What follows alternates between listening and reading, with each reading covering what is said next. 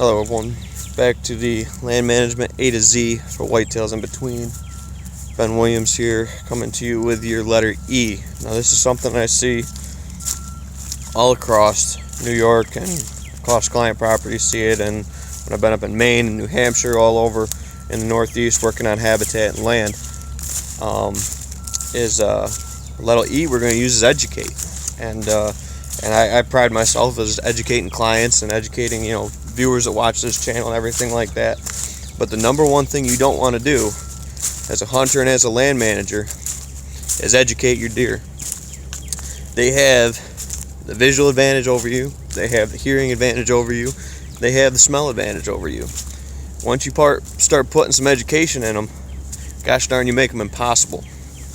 So what do I mean by this education? So this is a little rant I'm going to go on, and it's probably the number one issue I see on properties all over, is the educating that hunters and land managers are doing to the deer that are on their property or the properties they hunt. And it boils down to how you're accessing the property, how you're utilizing the property, and how everything designs and flows on a piece of property. So we talk about it with our design and everything like that, and the construction and everything, how we're just building this plot and building everything we do to make it all flow, make it all work, so we're not educating the deer and educating the wildlife. So I want you guys to get educated on habitat and all that stuff, everything like that, but know that there is a time and a place and a purpose for everything in your toolbox.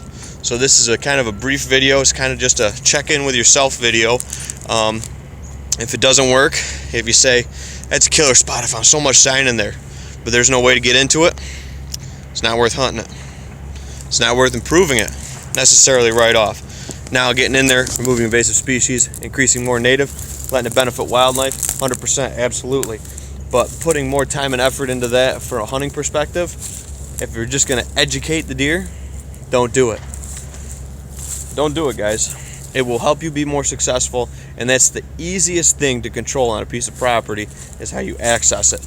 Now you might be limited on where you can, whatever, but it might be you take the long way around. It might be you manipulate it so you just have to come in a certain amount off your access, whether it's a roadway, access road, seasonal road, whatever your access is around a property. Break it down.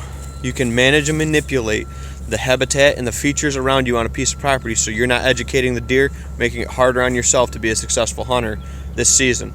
Now I'm not talking about does. Does are a big misconception about this. If you have does on a food plot, it takes a lot of stress to push does off. Or suburban areas, it takes a lot of stress to change those deer. But if you're talking about, free-ranging wild deer, once you educate them and once you pressure them and push them off, you're just playing a numbers game by chance, and your chances just went way, way down. So guys, think critically, and gals, think critically this year about the way that you're setting up your access and your hunting stands and your locations on a piece of property. It's better, and you will be more successful if you ignore the sign a bit, look at the way that you access a property, look at the areas that you can get in and out and around a piece of property, or manipulate the habitat so you don't have to go in as deep, or you don't have to catch that movement. I talk about it a lot as a figure 8 movement is what I try to shoot for on a lot of properties, with the way the deer flow with food and bedding and travel, as they're flowing all the time, in and around, in and around. They don't have to leave here. It's just in and around, figure 8, like the infinity sign. Keep it going round and around and around on pieces of property, and hunting on the sides of that where movement is there. They're going to be on your ground more, your chances are going to run into them being more, and you're not educating them, guys.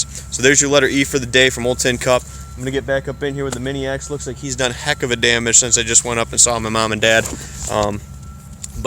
so that's what we're going to do, guys. I'm going to head back up in here. If you like this video, give us that thumbs up.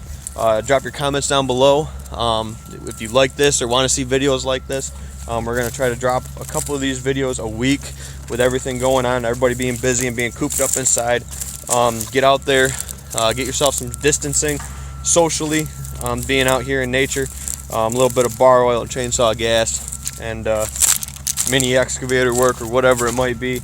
Get out here and enjoy it, guys. Just be smart about it when you're going out, if you got to go out, and stay away from those that have health issues, and stuff like that. So as much as we love to be around our friends and family and all that stuff, it's best right now to keep the spread minimized and all that good stuff. So what can we do is benefit wildlife in the process, and don't educate them along the way. Educate yourself, be a better land manager, and be a better hunter in return. So thanks everyone for tuning in. Subscribe to the channel if you want to get all of our updates, and don't be afraid to share this around your friends and family. And I'll catch y'all next time here in the field. Thanks for tuning in, guys.